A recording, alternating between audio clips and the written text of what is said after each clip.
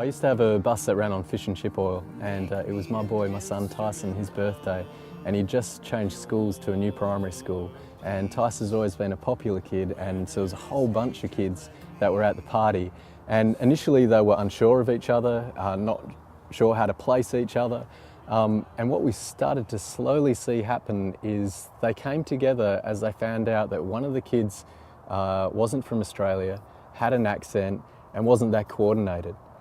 And as the kids piled onto the bus, and I could see this happening in the rear view mirror, there were jokes that were starting about this kid, and I opened my mouth to say something, but before I could even get a word out, Tice, as young as he was, emotively yelled out, "He's with me," and then took off his seatbelt, which as a dad I'm not happy with as the car's moving, went and sat next to him and put a seatbelt on and put his arm around him.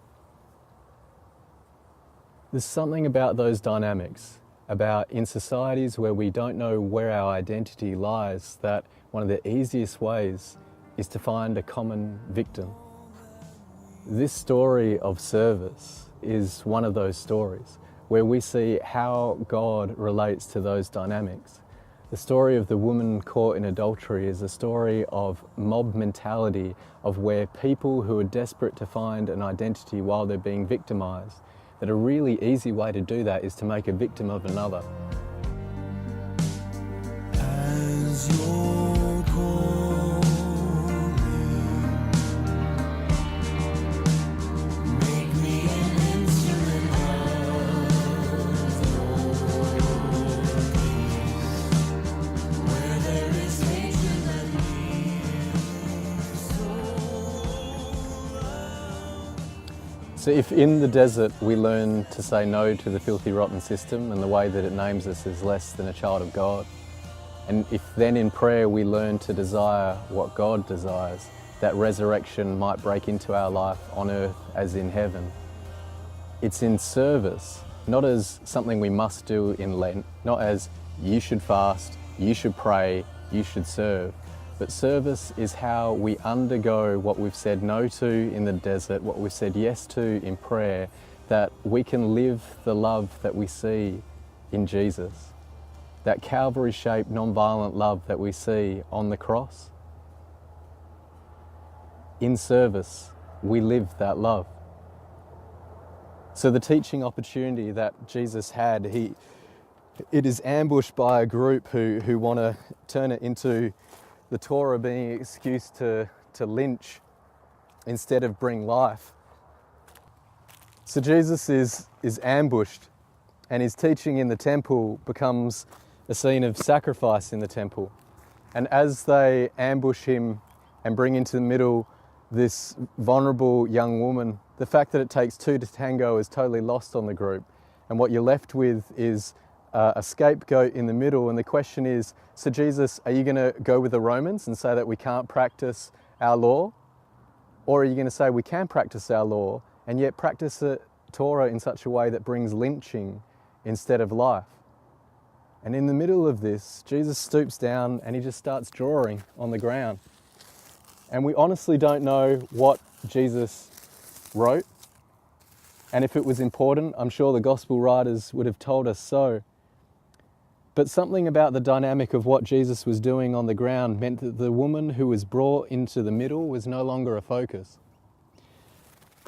And Jesus, instead of leaving her in the middle, chooses to come alongside, even though surrounded by this mob that are calling for either you're with us or against us. This mob that are saying that we can find life in a sense of who we are if we just find this victim guilty. This is how it always works. Sometimes it's our younger sister who's a lesbian. Sometimes it's our neighbour who's Aboriginal. Sometimes it's a kid in our class and they've got a lisp. Sometimes it's the kid on the bus who's from another country. But we find someone who we can place in the middle, and then with all our righteous excuses find a way to find life by making a victim out of them.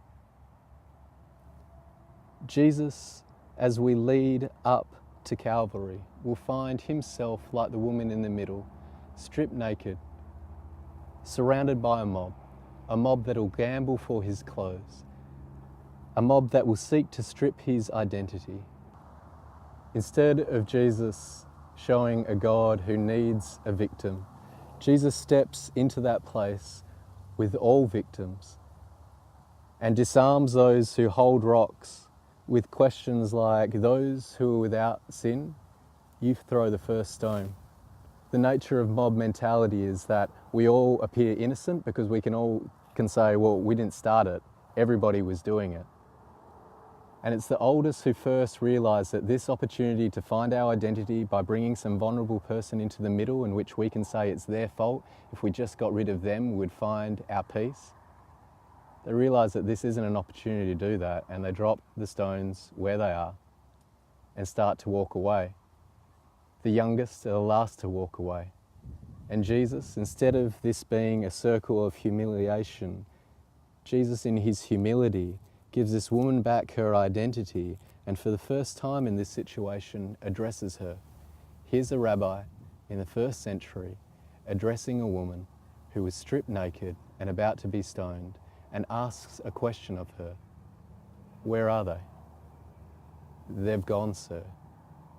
And Jesus' response is, "Neither do I condemn you. Go and sin no more." The nature of service, Martin Luther King would say. He would say that you don't need to know Aristotle and Plato to serve. You don't need to know the second law of thermodynamics to serve.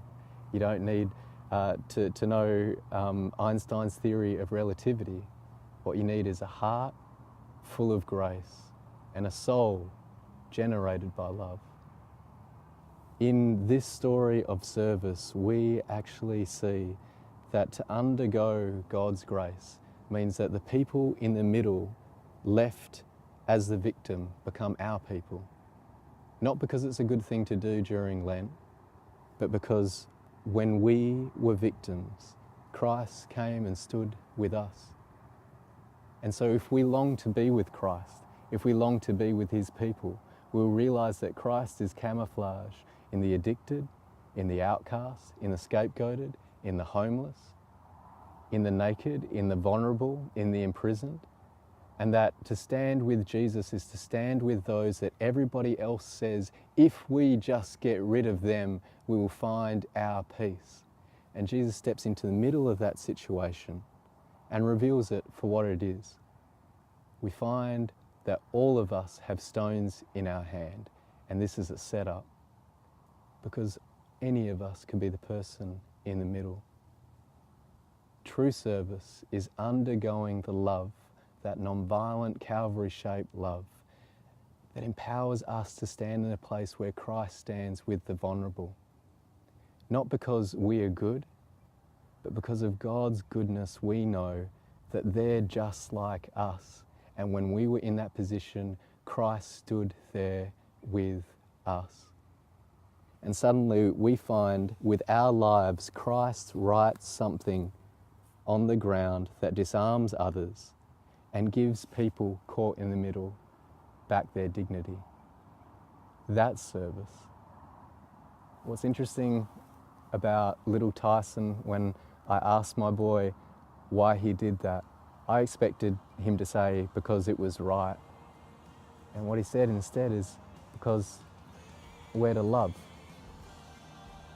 When we've undergone that nonviolent Calvary-shaped love, with resurrection, we will stand in those places and say, they're with me, because we have heard Christ say that first to us. That's service through Resurrection Eye.